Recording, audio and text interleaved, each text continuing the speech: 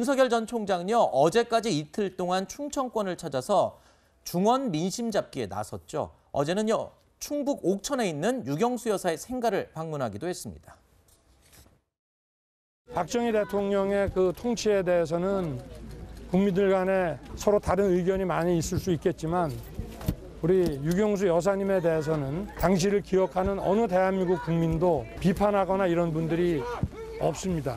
공직자로서 정부의 인사 발령에 따라 저의 소임을 다한 것뿐이고 또 우리 박근혜 전 대통령의 장기 구금에 대해서 안타까워하는 그 많은 분들, 그 지지자분들의 그 마음에 대해서는 제가 일정 부분 공감한다고 말씀을 드렸고. 자, 윤 전 총장은 박근혜 전 대통령의 수사팀에 본인이 참여했던 부분에 대해서는 이 공무원으로서 국가의 인사발령으로 소임을 다한 것뿐이다라는 입장을 어제 밝히기도 했습니다. 일각에서 제기하고 있는 박 전 대통령 구속 수감에 대한 책임론.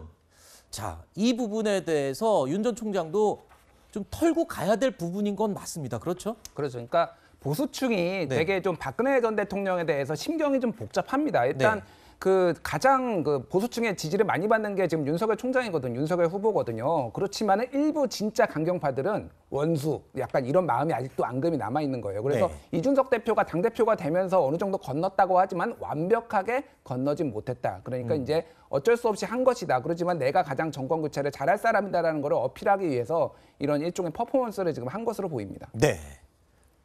근데 이제 그걸 이제 배신이라고 그러는데 사실 박근혜 대통령 같은 경우에는 지금 이미 제3구심까지 거쳐가지고 뇌물 등 혐의로 얼마 받았어요? 징역 무려 20년입니다. 벌금만 180억입니다.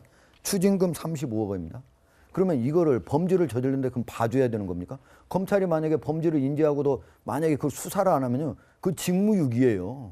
그렇기 때문에 윤석열 전 검찰총장이 검찰총장 시절에 그리고 서울중앙지검장 시절에 이거를 수사하고 처벌을 하는 기소하고 한 거는 너무나 당연한 것이고, 물론 지지자들 사이에 아쉬운 부분이 있겠죠. 그러면 그런 범죄를 저지르지 않도록 사전에 막고 그 범죄에 대해서는 처벌을 하는 것이 우리 국가의 공권력이 당연히 해야 되는 거니까 알겠습니다. 그런 것들은 이해를 해야 되는 거지. 그걸 배신자라고 하는 건 국민에 대해서 정치인이 배신하면 배신하는 거지, 이런 범죄를 처벌했다고 배신한다고 하는 건 말이 안 되는 겁니다. 네. 이 박근혜 전 대통령과의 관계를 두고 또 일부 보수층의 따가운 눈길을 받고 있는 인물이 바로 유승민 전 의원입니다. 지난달 대선 출마를 공식화한 뒤에 고향 대구를 찾은 유 전 의원은 이런 말을 하기도 했습니다. 저는 한 번도 나라와 국민을 배신해 본 적이 없습니다.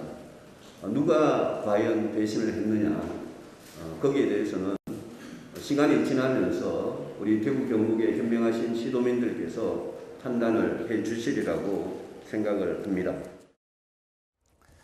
유승민 전 의원이 대구를 찾았던 날 홍준표 의원은 자신의 SNS에 한 번 배신해 본 사람은 언제나 또 배신한다라는 글을 올렸습니다. 문재인 정부에서 검찰총장, 감사원장을 지낸 윤석열, 최재형 두 후보를 겨냥한 말로 해석이 가능할 텐데요. 일각에서는요, 유승민 전 의원도 함께 겨냥한 것이 아니냐, 이런 해석을 하고 있습니다. 유승민 전 의원도 박 전 대통령에 대해서 가장 많이 말을 바꾼 건 홍준표 의원이다라면서 나를 세우기도 했습니다. 자, 홍 의원이 쏘아올린 배신자 프레임. 국민의힘 경선판에서 또 논란이 될 수도 있는 이 불씨가 될 것 같아요. 예, 뭐 속된 말로 이제 모두까기를 하고 계세요 지금. 네. 이제 근데 본인은 배신 안 하고 남들은 다 배신했다 이런 건데, 이게 정말로 그러면 가장 핫 키워드가 될 것인가는 좀 의문입니다. 왜냐하면은 이미 가장 보수층에서 가장 TK에서 가장 많이 지지하는 후보가 윤석열 후보거든요. 이미 어느 정도 그런 배신자 프레임은 넘어섰다라고 봐야 돼요. 다만 이제 이게 경선이 치열해지면 이런 것들이 툭툭 튀어나올 수는 있겠죠. 그렇군요. 사실 이 배신자 프레임은 논란이 한참 많이 됐었던 시기가 있었기 때문에 글쎄요, 또다시 나왔을 때 그게 예전처럼 뜨거울지는 두고 봐야 될 것 같습니다. 홍준표 의원은 윤석열 전 총장, 최재형 전 감사원장을 향해서 계속 배신자라는 낙인을 찍고 있는 중인데요. 일단 직접 이야기 한번 들어보시죠. 윤석열, 최재형 이 두 분은 여당으로서는 배신자입니다. 여당으로서 자기 진영을 배신한 사람인데 백보양보해서 된다고 한들 민주당에서 그냥 두겠습니까? 배신자는 또 배신한다 이런 비판도 뭐 지금 홍 후보님이 거침없이 막 쏟아내고 계세요. 아니 윤석열, 최재형을 향한 얘기라고는 저는 이해 안 되고요. 아니 이 정권의 초대 참모총장 또 이 정권의 핵심 외교 간부가 다 지금 윤석열 캠프에 와 있잖아요. 뭐라고 설명하시겠어요?